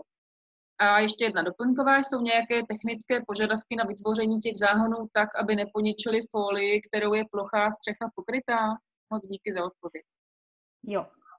Takže první věc je otázka na někoho, kdo tu střechu stavěl, nebo tu garáž, nebo co je pod tím, unese ta střecha prostě další vrstvou, protože když tam dáte zeminu, tak můžete dát různé vrstvy zeminy, může být ta zemina jako různě tlustá, ta vrstva, ale je potřeba počítat s tím, že v zimě na to třeba napadne sníh a bude to mokrý a bude to hodně těžký. Jo, takže tohle je potřeba jako vyřešit, jestli to unese. Pokud ano, tak já dělám, jako už jsme to dělali opakovaně, zelený střechy na různých jako užitkových budovách nebo jo, takový to, kde to není, když by to náhodou proteklo, tak prostě to není taková katastrofa, jako jsou ty garáže, různý kůlny a takovýhle. Takže tam je vlastně ta hydroizolace, která je na té střeše a na tu dáme geotextílii, nějakou jako tlustší a vlastně na tu geotextílii se dá ta zemina. Jo? A podle toho, jaký máte sklon a celkově prostě, jak je to uspořádaný, protože musíte mít nějakou ohrádku, která vám tu zeminu jako zadrží a většinou dávám ještě na tu stranu, kde je okap, kam vlastně ta voda stýká, tak tam dávám jako drenáž vrstvu štěrku, že ta voda vlastně proteče tou geotextílií a pak tam má ještě ten štěrk, aby do toho okapu netekl vinec vlastně. No a takže máte tu geotextílii a na té geotextílii je ta zemina. Jo? Když jste na nějakém místě, kde to je potřeba, aby to bylo lehký, tak je potřeba opravdu tam dát jako vylehčený substrát, že se do toho dá nějaký buď to keramzit, nebo prostě nějaký takovýhle jako vylehčovací věci a kompost. A my máme vlastně na zahradním domku takovouhle střechu, na který teda jsou hlavně byliny teďko. Zkoušeli jsme tam dávat česnek a ten neměl moc velký úspěch, ale já to přičítám tomu, že ho zarostla tráva, jo? Že vlastně jako nedostal tu péči, kterou potřeboval. Nicméně na jiných místech prostě běžně pěstují přesně ty jahody, které zaberou hodně místa a vlastně je to jako jednorázová plodina, ale to místo potřebujou. Všechny česnek, cibule, prostě takovýhle jako vlastně suchomilnější věci, jo, protože třeba ten česnek potřebuje tu vláhu přes tu zimu, jo, kdy ta vláha přirozeně je, a potom k tomu létu, když už začíná být sucho, tak už ji tolik nepotřebuje, jo, takže to je dobrá plodina na to. Jo, a bývá na tom záhonku dlouho, takže zabírá místo zase, jo, když jsou nějaký malý záhony, tak vlastně je nevýhodný, když máte malý prostor, tak je nevýhodný pěstovat česnek, protože prostě tam sedí na tom záhoně strašně dlouho, jo, od podzima až do léta a v tou dobou už byste tam sklidila další 2 věci, jako v mezičase, jo. Ale na takovýhle místo, který prostě se nehodí na pěstování ničeho jiného, tak je to dobrá plodina, no. Potom, co ještě, kromě těch jahod, česnek, cibule, podle toho, jak je to přístupný, protože takhle přes zimu třeba úplně v pohodě se tam dá mít polníček, koriandr, saláty různý zimní a takovéhle věci, ale pokud to nemáte dobře přístupný, tak vlastně to znamená, že byste tam proto ani nechodili a to potom bylo zbytečný, že jo. No a co se týče tloušťky toho substrátu, tak vlastně, jak jsem vám ukazovala, jak jsou ty střechy extenzivní a intenzivní, tak ty extenzivní střechy, ten substrát je opravdu jako nízký, že to je třeba do 10 cm a na ty intenzivní, kde chcete něco pěstovat, tak to chce mít aspoň takových 25-30 cm substrátu nahoru. No, tak to je asi všechno.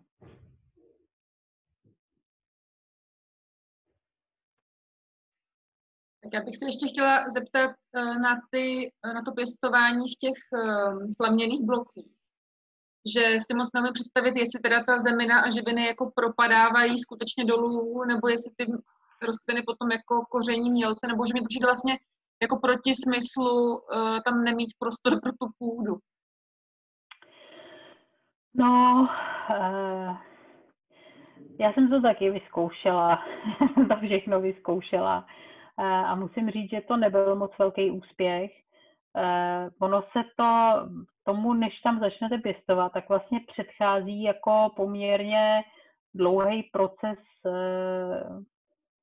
kdy vy musíte ty slámové balíky přimět, aby začaly vlastně se kompostovat vevnitř, to znamená, že se to prolejvá různýma jako jíchama, aby se tam dostal ten dusík, protože to je samej uhlík. Jo, že musíte dostat do toho ten dusík, aby tam začaly ty procesy a teď ono se to začne kompostovat.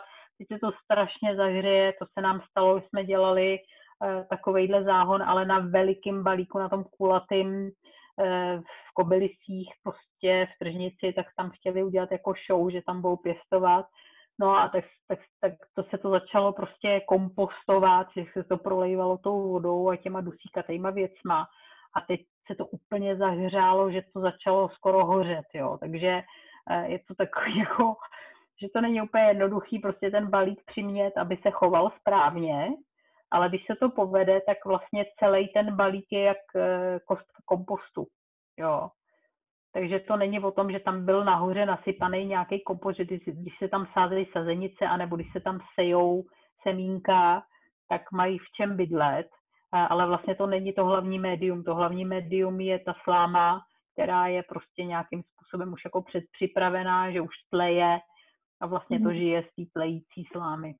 Jo, tak to je zajímavý a rozhodně to právě pak vždycky zase jsou ty takový ty tajné informace, co člověk, když vidí jako zajímavou, novátorsky vypadající fotku, tak musí se prostě chytit po tom, jak se to teda dělá, aby to fungovalo, no. Tak to díky za zkušenost.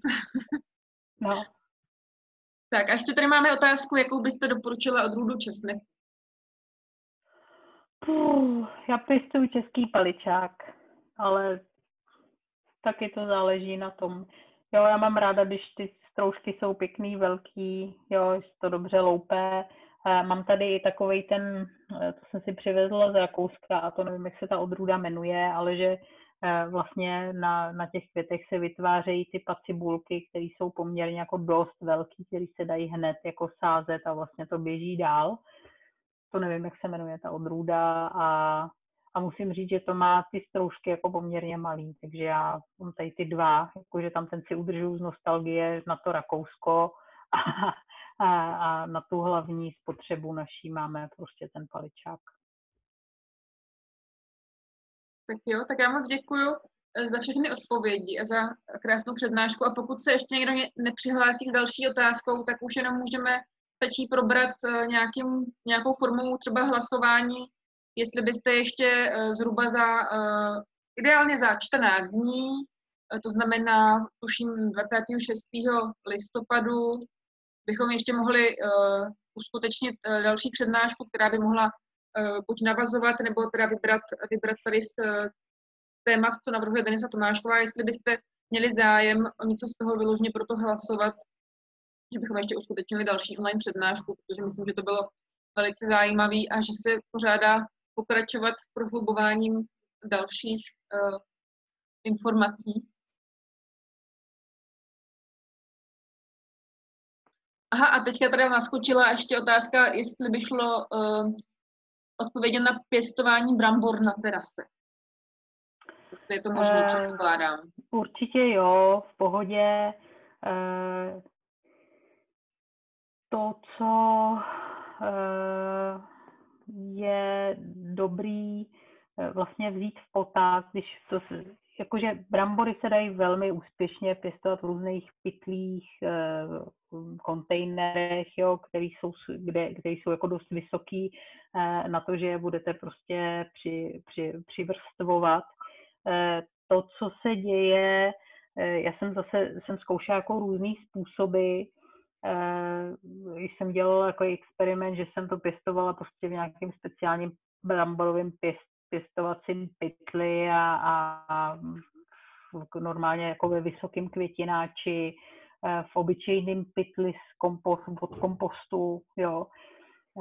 Tak je potřeba ohlídat, že aby se protože ty brambory, oni potřebují teplo, jo. A nevím, jak je to možný, ale z nějakého důvodu v tom květináči, který teda má tu pevnou strukturu, tak se ta půda jako mnohem líp prohřívala a vlastně ty brambory jako rostly líp. Takže normální prostě vysoký květináč nebo nějaký kýbl, jo, já nevím, používají jako různý, teďko napadá, že nějaký prostě kýble od Primalexu, různý, jo, co prostě kde na co jako došáhnete, tak se to naplní kompostem, respektive se to nenaplní, protože se to dá jenom jako nějaká vrstva, do které se zasázejí ty brambory a dávejte si pozor na to, že se nedává tam prostě 10 brambor do té jedné nádoby, ale dáte tam třeba jenom 2 nebo maximálně 3, jo, podle toho, jak ta nádoba je veliká. a protože chcete, aby ta rostlina měla jako dost velký prostor a to důležitý potom je to přihrabovat, vlastně tam přidávat ten kompost a ono to furt bude vyrůstat vejš a vejš a vlastně pak budete mít takový sloupec těch brambor. No. Dobře zalívat, funguje to v pohodě, jo, dá se to. Tak a zatím tady máme 2 hlasy pro téma komunitních zahrad a 1 hlas pro vlastní sazenice na jaro. Tak ještě vyzývám, jestli někdo další chce napsat do chatu nebo se odtlumit a říct, co by ještě zajímalo. Jinak ještě potom probereme, jestli teda uděláme pouze jedno téma, nebo jestli bychom ještě našli termíny na případně 3. přednášku, což bych byla moc ráda, ale samozřejmě záleží, kolik budete mít času. Denis. Tak. A je to vyrovnaný, protože další člověk hlasuje pro jarní sázení a les. Obávám se, že to bude hodně vyrovnaný. Tak potom si střihnem nebo něco. No, tak já taky samozřejmě chci na jaře z vlastních sazenic, to je vždycky nejlepší, ale komunitní zahrady jsou zase, jako ty se nás dotýkají osobně, protože nasedím sousedím je komunitní centrum a máme tady takovou malou komunitní zahradu, která je teda zároveň věnovaná tomu, aby na ní měli výběh děti, zároveň slouží jako posezení a místo setkávání a na to samotné pěstování je vlastně relativně málo místa, ale máme tady určitý jedlý plodiny a myslím si, že určitě tam ještě máme šanci nějak trošku doplnit další rostliny a dosázet. Plánujeme vyrobit 1 nový terasový záhonek na jaře a tím pádem budeme těch sazenic potřebovat taky dost. Takže ano, ideální je téma 1 a 3, což se nám tak hezky doplňuje. Dobře.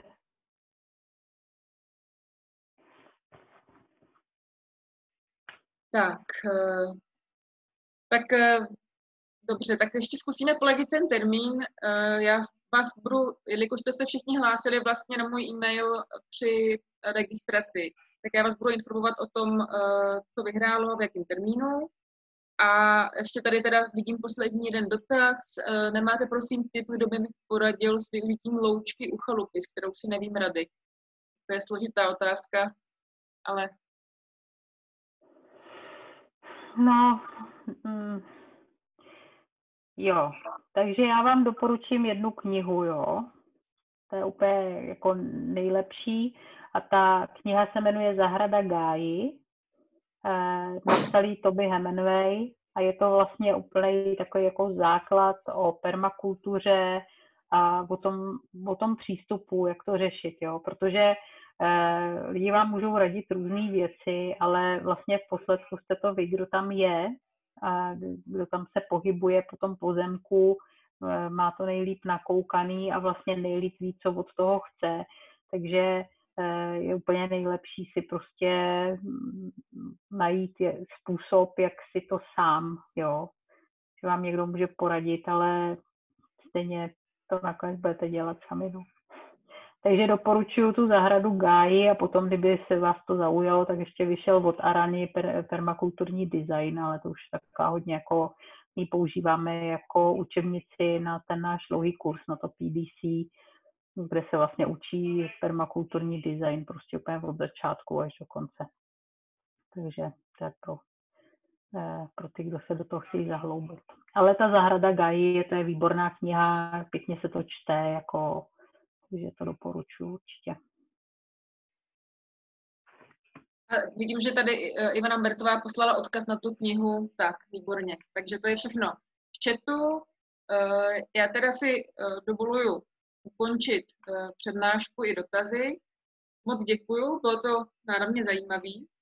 A já taky zároveň teda ukončím to nahrávání a pošlám potom odkaz, kdybyste se chtěli ještě znovu podívat.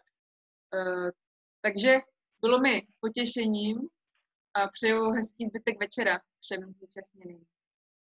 Já vám taky děkuju a přeju vám, ať vám všechno krásně roste. Na jaře teda. Jo, vám taky. Teďko rostou teď už toho moc neroste, ale taky ještě furt roste. Jo, Tak jo, tak mějte to se. vlastně to byl ještě můj poslední dotaz, jestli teďka ještě je čas si něčím třeba osít záhonky, aby nebyly úplně holí, ale nevím, jestli už není pozdě, Teď už je trošku pozdě na to, jo, že už je aby nic vlastně, jako nevyrostlo. teďko rostou věci, které už se nastartovaly třeba před měsícem a půl, tak ty jsou dobrý, ty rostou, ale protože už je málo světla, tak už toho moc jako, a je zima, no, už toho moc jako neklíčí. Jsem to propásla. Taky. To je potřeba tak jako v září, začátkem října nejpozději to tam dát všechno. Ale to si když tak můžem popovídat o tom při těch sazenicích, jo? Co se kdy sází, seje, jak to udělat, aby to fungovalo prostě od jara do zimy furt. No. Tak jo. Tak moc děkuju a loučím se a nashledanou. Mějte se.